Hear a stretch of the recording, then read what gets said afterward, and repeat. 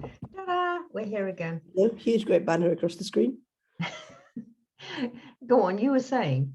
I was saying overwork. Yes, Yeah. I'm gonna mention my side hustle, the thing that actually pays the bills, and this is a completely separate gripe to everything else. I have a part-time job driving a minibus for a local factory. It picks up their crew and shift changes and takes them home, brings them in, so forth. And a few days ago, it died. They did it quite spectacularly. Not the factory. No, the minibus died. It did it in total spectacular fashion. I was gently trundling up a hill at about 45 miles an hour with one passenger in the back. Just starting the evening round with 5 more waiting to be picked up 10 minutes in the future. And it flashes up a message on the screen, you know, the way they do, service now. It said, service engine now.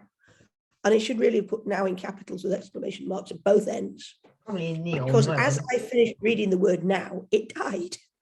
And I'm like, that was quick. Pull off the main road. It was down to 5 miles an hour at that point and barely managing that in first gear. I pulled off the road into a little village next to the road and parked up in the edge of a street. And for my line manager to leave a message saying the bus has died, there's 5 more passengers, fix it. He didn't answer the phone. Turned out later he was actually having his dinner. By the time he came back, everything was in full swing. So I left Stuart a message, and then I phoned Jacob, who's the shift boss for the cleaners I was picking up, to say, the bus has died. I've got one of your guys on board. I can't pick up the others. Talk to the HGV drivers, see if they can take the other minibus out, because there's a little VW transporter they use as a backup. The main minibus has 14 seats. The little VW has 6. But by the time I'd done that, my transport manager had called from Glasgow to say, I've heard you've broken down, what's going on? And he was actually the next on my list to phone. So I explained to him and he ran through a couple of options. And I said, okay, I'm sending out a breakdown truck. As soon as he came off the phone, I had a text message back from Jacob to say, we've organised the guys in. And then I got my line manager on the phone to say, I've just had my dinner. I've found your message. What's going on? So by the time everyone had caught up with it, the bus by this point had basically come to the decision that if you turn my starter motor on, I shall just leave it running. And you will have to take the key out before I stop doing it. But I'm certainly not going to start my engine properly. So breakdown truck. An off-duty driver was called in from behind me, the town I'd just left, picked up my passenger in passing and took him in. But it turns out the bus has a perfectly valid complaint. It's blown its turbo and cracked its crankshaft. And they're not even sure if they can get the parts. So it's had a week off sat in the big garage while I've been driving the little VW transporter. How old is the big minibus? It's a 6.5 plate, so it's 2015. That's daily billions of miles a week kind of thing. It does over 100 miles a day. Yeah. Just short range, little trundling trips at 50 miles an hour. So that's sort of best part of 1,000 miles a week it does. It's done just under 200,000 miles, which is not a lot for it's not a lot for a 2.5 litre diesel engine. No. It hadn't given us any warnings. My own theory is it wanted a holiday. It's certainly getting a good one. I'm not. I'm still up 6 days a week. Now, my working day, technically they employ me for 5 hours a day. Mm-hmm. I actually work a bit less than that because that includes commuting time and faffing and sitting around. But I start work at 4:30 in the morning and I finish work at 7 o'clock at night. There are gaps in between there, aren't there? Absolutely, yes. Because that's 17 hours. Let's make sure we know about that. I'm actually employed. I'm paid for 5 hours, but the working day stretches 17 hours from start to finish. So there's gaps in the middle that suit me quite well in terms of doing animals and so forth. Yeah. Sitting in a morning drum making. But that's 17 hours a day, every day, 6 days a week. I want a day off. Yeah. I actually have one booked for Monday.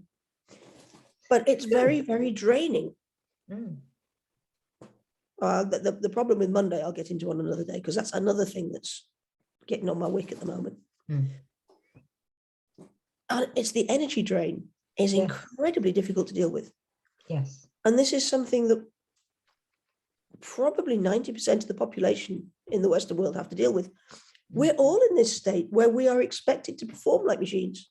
Yeah. Day in, day out, 5 or 6 days a week. Mm. If you only work 9 to 5 with an hour off for lunch, you're doing well. There's a lot of people like me who are working much, much longer hours than that. And probably a couple of jobs. Yes, just to make ends meet. Yeah. And the energy drain It's is phenomenal. And it pulls everything else down. Your immune system goes to hell. Your sleep pattern goes to hell. yeah. Your temper goes to hell. Your home life goes to hell. Mm. Yeah. All your relationships are going to go to hell. Yeah. I mean, when you have a relationship, well, come round on Sunday and, maybe we'll have a cuddle, and there you are within 5 minutes snoring. Yes. Yes, exactly. The guy I pick up, my first passenger, as it happens, is a perfect case in point. He and his wife both work nights in different places. Oh, where's your life? Where do you fit children into that? Where do you fit pets? Mm. Where do you fit a life? I mean, just sit down and, even mow the bloody grass, assuming you've got any grass. I've no idea. But yes, that is the point. There is no room for humanity in there. No. If we're not humans, what are we? We're just cogs in a machine. Zombies, machines. Yes. The lovely word, which is probably not PC to use anymore, proletariat. Absolutely. And yes. I think an awful lot of us, probably 3/4, if not more, are. And we let it happen. Yes. We're blackmailed into letting it happen. Yes. Like you can't pay all your bills without doing a job, but you do need time off during the day because you keep a small holding. Yes. It's one of these insidious things about the civilization, and I'm going to put that word in quotes. Yeah, the civilization that we've built does not have any room for people to be people. No. And to a large extent, this is reflected in our political system. It's well, I'm not sure. I'm not quite sure which is the chicken and which is the egg. It's a good question. But certainly, if you go back to the beginnings of civilization, if you look at the earliest cities in Sumeria or ancient Egypt, perhaps less so, they're a little bit more egalitarian. But certainly, ancient Sumer, you have the priest at the top, the king at the top. Yeah. Everyone else is a peasant. Yeah. Everyone else is there to do as you're told or else. And that's exactly what let's go the other way. Let's go west. And how about the Mayan civilization? Yes. I mean, the stories of that, and everybody goes, oh, the Mayan calendar, oh, they're so wonderful people. They're frightful bloody people. Or China. Murdering people, murdering babies. Yes. And, it was the higher ups murdered the babies, murdered all the proletariat. Our gods need a sacrifice. And you, and you. Yes. Or take, for example, one of the great wonders of the world, the Great Wall of China. Yeah. Oh, my God. We must defend this wonderful kingdom and civilization of ours from the barbarous nomads just over the hills. Really so we're going to kill millions of you in forced labor building a wall, which stretches for thousands of miles. Yeah, great. It's a wonder of the world. It's a monument. We will pay thousands of pounds just to go and look at it and go, oh, weren't they wonderful? Meanwhile, the mass graves, they just incorporated the bodies into the building materials. Yeah. And we're not told those much on them. I think it's starting to happen now on some of the tours, but yes, we haven't been before. And even if we are told, somehow the tone of voice makes it all right. It's fine. Look, they died in a good cause. We've got a wonder of nature. No, it's not a wonder of nature. Well, it's not a wonder of nature. It's a wonder of idiosity. The only thing you should be wondering about is how the hell did people let this happen? Totally agree. And why the hell are we still letting it happen, only in more subtle ways? The answer is, of course, that we are disempowered. Yeah, And the reason we are disempowered is because somebody else has the power. And part of the reason of that is we give it away. We say, yes, oh, well, that's all right. You know, it's the law. That's all right. You know, so-and-so says it's a good idea. That's all right. This authority figure told me it's a good idea. yes. Most of the time it's not. No, and most of the time when you follow these rules, what you're actually doing is propping them up.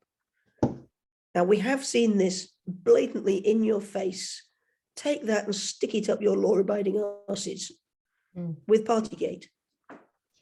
You must stay in your houses in lockdown. You can't go to funerals. You can't gather. You can't do this. You can't do that. We're going to big it up in London. I will never, ever, ever vote for anybody who thinks that is in any way, shape or form acceptable. Quite frankly, in any law-abiding society, those bastards would be up against the wall with a firing squad. And at least shoved in jail. But what Yes. do they get? A little, I mean, they get what to you and me would be a horrible fine, which is bugger all to them. They're all bloody millionaires. It's not even that £50. No. I mean, I could actually afford £50 just. Yes, but then you look at other cases that took place at the same time, where one of the well-publicised one, a university student was fined £20,000 and thrown out of his career. Yes. Expelled from university. He will never have a career. And he will never, I mean, he'll not only has he got the £20,000, but he was on a student grant, of course. So Yes. he will have to pay all that as well. It's a loan. It's a loan. It's not a grant. No, sorry. It shows No, he my will pay age. it back I used to have grants. With interest. They charge you for getting an education. Yeah. An arm and a leg. Having already charged you in your taxes. Yes. To pay for that education in the first place. Bear this in mind next time they tell you, oh, it was bought with government money. Governments have no money. They only have what they steal from us. Yours. It's taxpayers' money. Yeah. And as a taxpayer, I object. What they spend it on, I really object to. Because they're not spending it where it should go. No, they're not. And I mean, one of the worst to me was just realized how long ago it was now, when we all propped up the banks. Oh, Iceland had the right idea. Yeah. Sack the bankers. Jail. Sack them, jail them. They also had this brilliant idea because one of the banks was, at least one of the banks was American. And so they sent over a plane load of CIA types to say, we're going to take our guys back because they're American. And the Icelanders said, if you put your foot on the ground, you're going to jail yourself. And they went, you can't do that to us. I mean, watch us. Absolutely. They got on the plane and flew off again. Yeah. Why don't we all do that?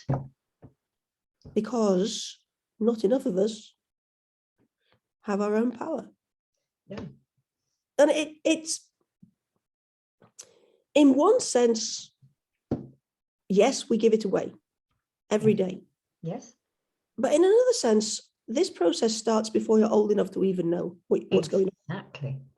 We are systematically disempowered from birth, almost. Yeah. And partly by our parents, who were systematically disempowered at their birth, did-dar-dee-dar-dee-dar going backwards. And yes. that'll go back at least 2,000 years and probably more like 6. Probably more than that. And I'm going to be really in the world. Yeah. I'm going to be really controversial at this point. Really? You? Absolutely. Absolutely. I'm going to liken this to female genital mutilation. Well, all right, because then I'll add to that then. It's to force circumcision as well. Absolutely, yes. Yes. Let's have forced genital mutilation in general. Yeah. This is often promulgated by the victim's parents or grandparents who think they are doing the right thing. Yes. Because it happened to them. Yeah. Because it was good for their grandparents. Well, and when you've been brainwashed on a multi-generational scale like this, it is very, very difficult to break free. Yeah, it is. Try and put yourself in the position of the only person in a village who says, no, you're not doing that to my baby. the peer pressure is phenomenal. And in exactly the same way, the peer pressure that they're putting on us in different ways here is phenomenal. Yeah. You will not go and glue yourself to the railings outside Downing Street, because if you do, we will throw every book we can find at you. Yeah. We will jail you for so long, you will not see daylight until after you're in a coffin. And we're bigger than you, so we can. So it's bullying. Yes, it is bullying. It's institutionalized bullying. Yeah. Which is all right, because, we all know best. That's a sentence that puts our teeth on edge, isn't it? Well, you saw my face then. Yes. The moment anyone says it's for your own good, shoot them. I have your best interests at heart. No, you don't. The moment anyone says that, you know perfectly well they have, dollar signs in their eyes and a bank balance for a heart. Or some other form of getting one over on you, as Yes. they put it. Yes. I have that. This brings us back to the fundamental difference between power over and power to. Which is a fundamental thing of all the very ancient, what we call shamanism, and we call being Arwenith. And you call, what do you call it from the Northern tradition? Because I can't do it. It's partly side. It is partly side. It's weird. Not really weird. No, weird is more the web of everything. Okay. Inside and outside. Yeah. Okay. Yeah. Like our trods. Yes. Yeah. Yes. But what this comes down to is when we say people are disempowered. Yeah. We do have to be careful here, because people don't know about power to. They only experience power over from others. And when you say to them, you need to take your power back, they think, oh, good, this puts us on top of the heap and we can bully somebody else. No, that is absolutely not. That is the definition of evil. Yeah. And nice little trick for the English language. If you spell evil backwards, what do you get? Let's pause a moment while people do this mentally. Absolutely. L-I-V-E. Live. Yes. Live. It's worth thinking about this little. There's a reason it's called spelling. Yes. There's a reason it's called spellcraft. Yeah. Yeah. And it's really, really, really, really worth it, doing. I mean, we both find this so much with our students, and Fiona takes room students, for instance. Yes. But you find it even with drum birthing students. Oh, you find it with everybody. You find it everyone around. I get it with my apprentices and still with the Rainbow Warriors, even after they've done the apprenticeship. And I find it with myself, because you pick me up every now and again, and I pick you up every now and again when I say you're doing it again. Yeah. And she says it back to me as well. And we have to keep remembering that we do or can have a choice. Yes, there are times when you don't have a choice, when something, if your choice is that something that you love will somehow die. Well, look at the flock down. My birds came out of flock down. Absolutely, yeah. Just yesterday. Flock, for those who haven't been following it, we had an avian influenza problem this winter. So the government decreed, thou shalt lock all your birds up inside. Yeah. They are not allowed to free range. Normally my birds are free ranging. They've spent 5 months locked up. If I'd left them out, the government would have come and killed them. I had no choice. I have geese. They are grazing birds. They need grass. They've spent 5 months locked in a barn with nothing but dry kibble. They were terrified when you opened the door and let them out. Yes. It took me ages to get them to persuade them to step out. They could not. No. This morning they had recovered themselves. I retrieved them from halfway down the field. So doesn't that remind you of, you hear these absolutely frightful cases of where, often some kind of parental relation has trapped this child for 20 years. In the cellar. Yeah. And you think, how can they do it? A lot of cases of that around the world. And the poor thing dare not come out. Yes. For quite a while. And in many ways, that is exactly where each and every one of us is. We dare not cross those social barriers. Yes. And it can be the simplest of things. Take milk bottles. Yep. How often have you gone into a supermarket to pick up, a jug of milk, and you take it to would you like it in a plastic bag? No, thanks. It's already wrapped in plastic with a handle. Yeah. And their faces go, that wasn't in the script. Yeah. And if there's a spark of life in there, they go, oh yeah, true. I had it the other day. I probably about once a month, once every 5 weeks, I get a big delivery from Sainsbury's, because my husband's quite elderly and carrying loads of stuff. And when you're like ordering, because I bulk order oil, cooking salad oil and butter and things like that. And so the man came along, and I'd ordered some cleaning stuff, Ecover cleaning stuff, which they actually sell. And this is in a plastic thing, bottle, which has a top, which this arthritic person, which is supposed to be childproof, so I have to find a child to open it for me because I can't. What I actually do is you have to put the door into the open hinge of the door, pull the door back on it, hold it, and then twist. With your third arm. You didn't know. Yes. And then it all falls all over the place and you have great fun. Anyway, it's that hard to take out. So they'd put this plastic bag over the top of these 2 bottles of cleaning fluid. So I sort of pulled it off and said, do you want a plastic bag? So the man who was standing, he was a nice bloke. Yeah. For now. And he said, yeah, I can take that back for you. I said, really? He said, they're hard enough. And he said, they're hard enough to get into, even for me. So plastic, useless plastic, not that you knock plastic permanently, because there's lots of good things about plastic too. Excellent things about plastic. It's always been one of my major gripes about oil is the best thing we can do with it is set fire to it. Really? Stuff is so useful, but not if you just set fire to it. Exactly. And but even with plastic things, I mean, we've got a system here in Shropshire, and I think other people have, where some shops, the local farmer brings huge, great churns or whatever it is they have nowadays of milk, and they feed it into this big hopper that's in the shop. So you take your old, still working plastic milk bottle along, fill it up, put your lid on, and you pay less for it, of course, and it's local. We have something similar it's within my county, I'll put it that way. It's an hour's drive from me, but you can take along empty spice containers and things and refill them. Yeah. I'm not driving an hour to refill a spice container. Yeah. It kind of defeats the purpose of the whole thing. It does, because you're then burning all this plastic that you would otherwise be saving.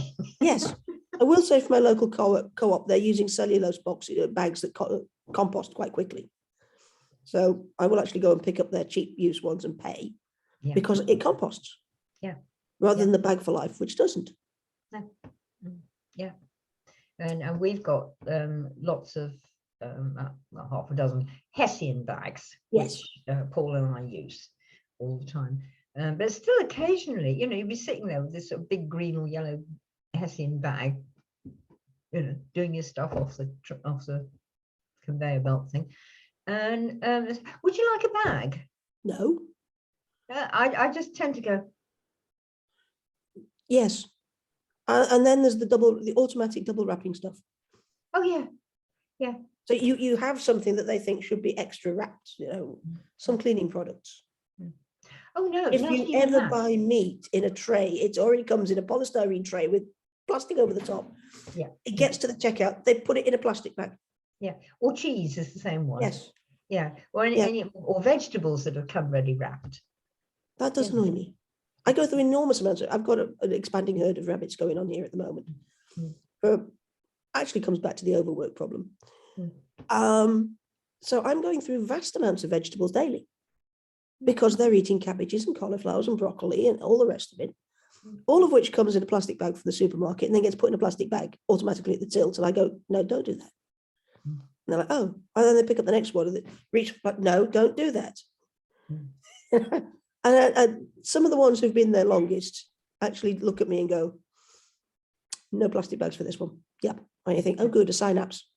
But I mean, it's not only that. I mean, yes, I tend to think, oh, good, a synapse. But Yes. there's another person who has been totally brainwashed. Absolutely. And These are brainwashed perfectly by their intelligent people. management and by the habits that they've grown up with. Yes. That when they go to the supermarket, this is what happens. Therefore, this is what I do when I'm on the till in the supermarket. Yes. We're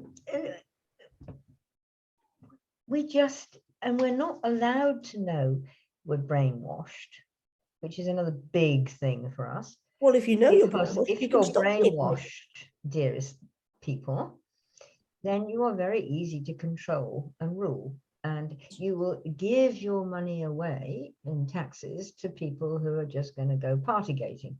Yes. Or some other kind of shit that you don't like. Now, But what if are the you major start being like us two, yes. you're an awkward bitch. Oh, yes, absolutely. And she's got attitude. Yes. I'm a human being. It can be a problem if you want to work within the system, you're going to sooner or later hit your head on the ceiling. Yeah.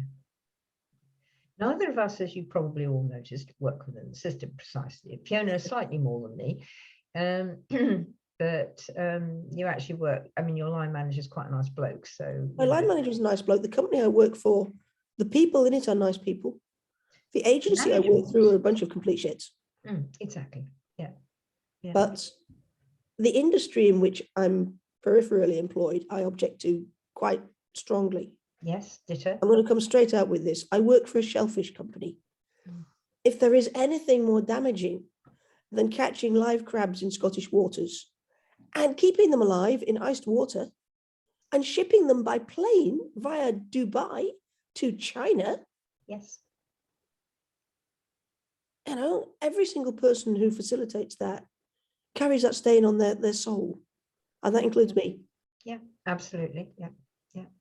And how many of you actually knew that happened? I didn't. It happens everywhere all over this country, everywhere all over Europe, everywhere all over America, and probably everywhere over the Far East too. The only reason I found out about it was that I got curious one day and said, how come sometimes that I see this lorry pulling a blue tanker instead of the ordinary white ones? Oh, that's the iced seawater. What do you want iced seawater for? Oh, that's for the live crabs. And I'm like, live crabs? Like, yeah, well, we fly crabs to China via Dubai. And I'm like, fuck. Exactly. Why can't the Chinese catch their own live crabs? And why do we have to? Well, you know, I mean, hopefully most of you know how you kill a crab or a lobster in order to eat it. It does tend to put you off ever eating them. It does. They are, I'm not sure if the legislation has passed or not, but they have legislation going through Parliament at the moment, which will, if it does go through, designate crustaceans like that as sentient beings. It won't stop people dropping them in a pan of boiling water alive. Yeah. It won't stop them shipping them halfway across the world. Yeah. But bear in mind, we're doing this to creatures that we have said, this is a living, breathing, feeling creature with emotions and a social life. This is a sentient being, and we're going to treat it like a piece of shit. And excuse me, I just want to go back 70 odd years, 80 years. Now, who was it used to do that we had a nice big war with? He didn't actually, as far as I know, I'm sure they probably did, drop people into vats of boiling water, but I'm sure they must have been a time when they did things like that. There were very strange things. But that's horrible to us. Yes. Why is it okay to do it to a lobster who has a family and lives for, how long can lobsters live for, Fiona? Hundreds of years. They don't even start breeding until they're older than we usually get to. Yeah. So we're only eating baby lobsters anyway. No, we're not. We're actually eating the breeding size lobsters. The moment they reach breeding, yes, we eat breeding size lobsters. Yeah, that's right. Yeah, yeah. But the point is, it can take 50 to 70 years for a lobster to reach the age to breed. Yeah. The poor thing migrates on its feet across the bottom of the ocean thousands and thousands of meters, because it's not going horizontally, it's going vertically. Yeah. They live in the depths of the ocean, miles down. Yeah. They climb all the way up to the coastal plain levels. Yeah. to mate, and we dredge them up. Yeah. Stun them by keeping them in iced water, and then throw them still alive into pots of boiling water. Oh, and If you don't like it, go vegetarian. I need to come in there on something Yes. else. Just before we get everybody telling us that we have to be vegan, because it's horrible to do this to lobsters, think about what you actually do to a living carrot. Oh, yes. You pull it out of the ground where it's perfectly happy and growing, and it's still alive because you won't And eat it screams. You look at a carrot when it's dead, you wouldn't eat it. No. And so you take it out and it's there going. It has been recorded now. We can measure the screams of carrots as they're pulled up. Yes. And other vegetables as they're harvested. Yes. These are living things. They suffer. Particularly the root ones, because they have no chance whatsoever of living again. And the fruit and leaf ones, that's not really quite such a problem because everything's always munched them anyway. Yes. In a sense, they're used to having leaves and flowers munched. And it doesn't happen in the same way. But when you pull something's roots up,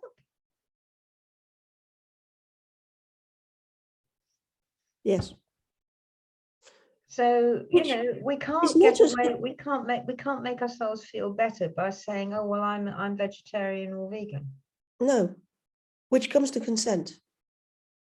You and I know you do this because you taught me how to do it 20 years ago. We will go in the supermarket and we will ask, which of these root vegetables consents to be our dinner? In the same way that we go into the butcher's shop and say, which of these pieces of meat lived a good life and consented to be part of the food chain? Yeah. Or in my case, which of my chickens is going to lay me an egg today? Yeah. For me to eat for my dinner. Yeah. And I'm perfectly upfront about it with the chickens. Yeah. And I've when I was down in Herefordshire, I had a lovely woman who's a farmer friend, but you met Margaret, didn't you? Yes. A fabulous woman, not quite on this path, but pretty well on this path. And she farmed organically, and she farmed pigs and sheep and cattle. And she wasn't an arable farmer at all. It was the animals that she grew a fabulous vegetable garden and had a lovely wood orchard and all this kind of thing as well. And I would go and help her, and she had gorgeous Tamworth pigs that she did ginger jobs. Yes. And I wouldn't say I would ever get in with them. She could, but then she was older than me, but she was a lot fitter or a lot more supple. But I can't get out of the way, and pigs do barge, and I will be flat, and they will tread on you, unlike a horse who tries not to. So, but I would lean over the fence and be scratching them, and they adore having their ears and their head and their back scratched. They really love it. And she would talk to them and sort of say, right, you said earlier that you were going to be the first one to go to the abattoir. And it would say, yes, it is me, or no, it isn't, whichever pig it was, he or she pig. And she really did. And I used to talk to them too, in the same way. They had a very good, very small abattoir. When she took them in her own trailer, and they're all bucket trains, so she just rattled that and they went in. They weren't screaming, they weren't shouting. And because they go first thing in the morning, there's no blood smells, and it was a very clean abattoir anyway. And they just walked straight through, because she would be in there watching it happen. She was the sort of farmer. I live with another farmer who's done that too, who won't stand outside, won't run away to the pub. They go through with their animals. Yes. It's the only way to actually know that what comes out is the same thing that you walked in with. Well, it is actually, and Margaret did tell me that as well. Yes. Because she'd been other places before she came to Hereford, and she said, "That's not my pig," or "That's not my cow." We used to do this with livestock in South Wales in an abattoir that did not allow you to go through. You delivered your stock and you came collected it 3 days later.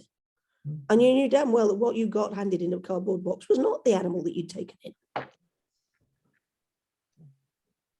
And you could see quite clearly, we'd take in a fat, well-grown lamb and we'd get a skinny little thing back that was clearly, half the age and half the size. And it's like, that's not the animal that we grew. Oh, it's the difference between dead weight and live weight. No, it's not.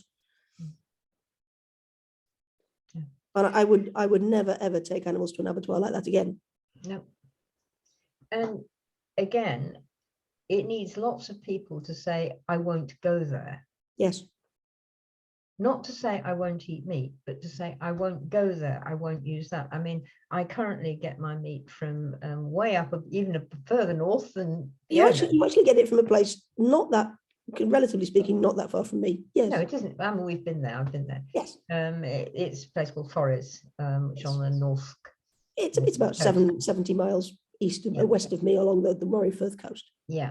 Yes. And they're lovely people. They're very nice. They know everybody who supplies them with meat. They know how it comes, how it happens, how it's grown and everything. And they grow quite a lot of it themselves. And I'm totally happy that everything there has had a good life and a good death. Yes. They also do a lot of wild meat, some of which does come from close to you because they've got some people, stalker, hunter, proper people with guns. And Aberdeenshire's got one hell of a lot of roe deer. We have a major roe deer problem. Yes. They really have. You need a few lynxes up there. And one few. Yeah. But in place, since various other people won't let them have them, in place of lynxes, and the farmers came and sort of said, look, guys, we've got too many roe deer. And roe deer is often called the best deer meat, but that's your opinion. And can you come and kill them, and somebody will eat them, and just about all of them get used. I don't think there's a lot that they don't find some kind of use for somewhere, or somebody who wants it. But, yes. It's very good, and of course it's wild. Nobody goes out and gives those deer, cow nuts or whatever, anything like that. It is one of the problems with the deer population here is we have a starvation problem through the winter. Exactly. Because there are far more than can find food. Yeah. It has been estimated that there are probably 70,000 more roe deer in Aberdeenshire than we can support. Yeah. I'm eating as many as I can. Yes. Yes. When the farmer comes and shoots, he's got a friend who shoots the field behind me. And quite often I'll find a shoulder of venison hung on the gate. Yeah. Because when he came around to say, this isn't going to be a problem with you and your horses. And I'm like, no, that's fine. I'm actually a trained hunter myself. I do shoot. I just don't shoot on his field. So he was appreciative of the fact that I'd said, no, that's grand meat. That's fantastic. No problem. Just tell me and I'll if the horses are a problem, I'll move them. Yeah. Yeah. For which I get a little bit of roe deer from time to time. This is how it's supposed to work. Yes. Because everything cycles through. Another thing that came out, many years ago, I had quite an amusing time at bushcraft meet. I was down in Dartmoor. And lovely woman there, one of the crowd, and she was just saying, I don't know how you guys can eat and kill anything, and I just eat vegetables. And so various of us said, well, you do actually kill those too, and that was a bit confusing. But the one that got her completely was when the bloke said, every time you breathe in, you're killing lots of microscopic beings. Stop breathing immediately. Well, she didn't actually. She sort of realized she couldn't. She did say, can somebody pour me another drink, please? I need to get over that one. There's bacteria in that too. Yes. But it was lovely because she is a gorgeous person. And she just went, oh. and it went round and round Yes. and round. And I want to take it really big on this life and death thing. Have you watched that program I sent you the link to yet? You probably haven't had Hadn't had time yesterday. No. There was an excellent program on BBC4, about 2 hours worth, which is quite unusual, on the 7 lives of stars. And it was seriously good. Usually I'm sort of like, oh, really? Because I actually know quite a bit of physics and astrophysics and that sort of thing, because being married to him. And you know quite a bit too, so you'll do the same thing. But this is really good. And they sort of started with how stars are born out of clumps of gas. And then they went right through, and they did end up with pulsars. The only thing I got really to complain of, they never mentioned Joyce. Yes. The woman who discovered pulsars. They showed an interview with the bastard, her boss, who took all the credit. Yes. She now does get all the credit. Or not, in the case of the Joy Burnell. Yeah. Yeah. And anyway, but so there, they just before that, they were going on to neutron stars, which collapse into this tiny little ball of iron. But there are still electrons in there. Now, electrons don't like crowding. They tend to go like this. But gravity goes, yes, you will. And they go, no, we won't. And so they eventually, the electrons actually do win, and they go poof. Still the block of iron in the middle, but they blow off gold and iridium and all sorts of amazing things like that, and loads and loads of stardust, which is where it comes from when it all coagulates again to come back into another star. Yes. So stars are born out of dead stars, and that goes for every piece of life in the universe. Do you remember the old song, We Are Stardust? We are Stardust. Joni Mitchell picked it up and sang it. Yes. It was already going around the science Yes. thing, but Joni Mitchell's song really did it. We are stardust, we are golden. We Yes. have to find our way back to the garden. Yes. Get that bit. I just have to shut my door and I'll be right back. You'll see me actually doing it, so it's okay.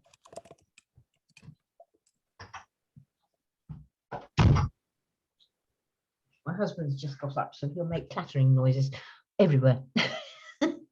So, wow, really, on that sort of thing. Is that a moment to stop, actually? This could be a good moment to stop. Before we do, I just want to go back to the beginning. The difference between power to and power over. Yep. And the question of choice. Yep. Every time you make a choice, you have the ability to look at the consequences and choose whether you will stay within the system and be a slave, whether you will step outside the system. And if you do step outside the system, are you going to reclaim your power to do things? Yes. Or are you going to exert power over things? Because if you exert power over, you're merely making more slaves.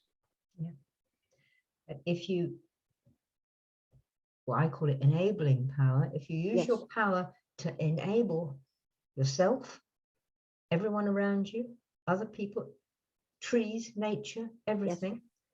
If you use that power to enable, then you free yourself and others. Yeah. Yeah. And that's what we need to do. And that's what the apprenticeship and my training all do. They help you reclaim your power to be and to help others be. Indeed, they do. And on that note, yeah, we should stop, I think. I think we should. Yes. Ta-ra. Oops, no. Let's just try. I can't get to it.